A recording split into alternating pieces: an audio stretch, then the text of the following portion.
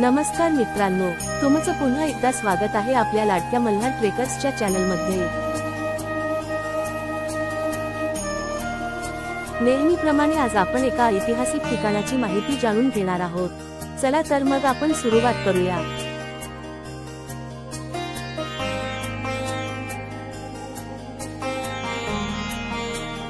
मल्लिकार्जुन मंदिर हे मोरगाव बारामती रोडवरील लोणी भापकर या गावात स्थित आहे।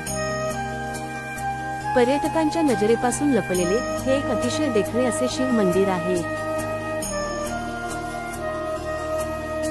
पुण्यापासून अवघ्या 80 किलोमीटर अंतरावर लोणी भापकर या गावात हे मंदिर आहे। मंदिर हे करा नदीच्या काठावर वसलेले एक अप्रतिम मंदिर आहे। भगवान शिव आणि देवी पार्वती यांना हे समर्पित केलेले आहे।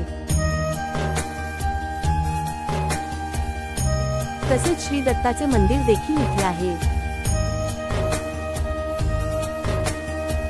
मंदिराच्या समोर एक लहान पण सुंदर पायरी असणारी चौकोनी विहीर आहे। ही विहीर चारही बाजूंनी दगडी भिंतीने वेढलेली आहे।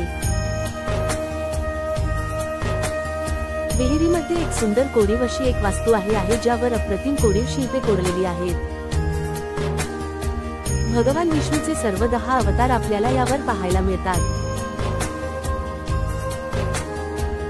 इथे आल्यावर आपल्याला शांतता आणि आजूबाजूला असलेल्या वास्तुकलेची ची सुंदर अशी जडणघडण यामुळे आपला येथून पायच निघत नाही। या मंदिरात मध्ये प्रत्येक कोरीव काम आणि शिल्प खरंच पाहण्यासारखी आहे। मंदिराचा समोरचा भाग अतिशय सुंदर आहे, ज्याच्या समोर अनेक लहान खिडक्यांसह लहान खांब आहेत।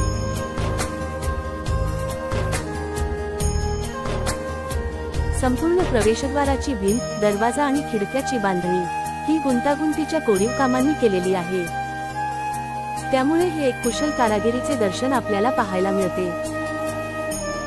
हे मंदिर 13व्या शतकातील आहे। आता मल्लिकार्जुन हे शिवमंदिर असले तरी ते पूर्वी भगवान विष्णूला समर्पित होते असे मानले जाते।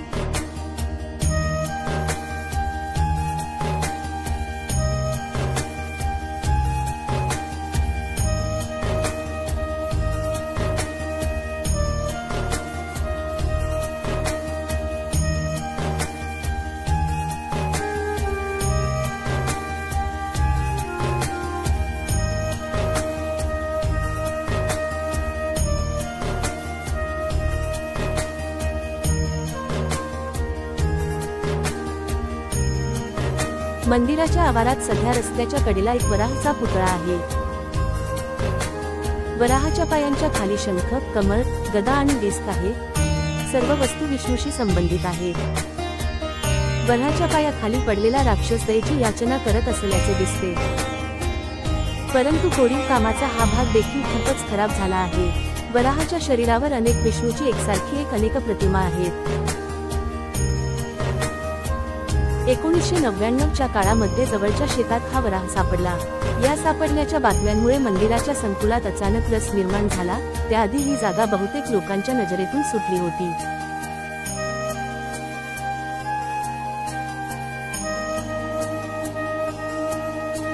नेहमीप्रमाणे तुम्हाला हा व्हिडिओ नक्कीच आवडला असेल. चला तर मग नक्की हा व्हिडिओ शेअर करा आणि अशा नवनवीन व्हिडिओसाठी नक्की आपलं चॅनेल सबस्क्राईब करा. पुन्हा आपण लवकरच भेटू. धन्यवाद.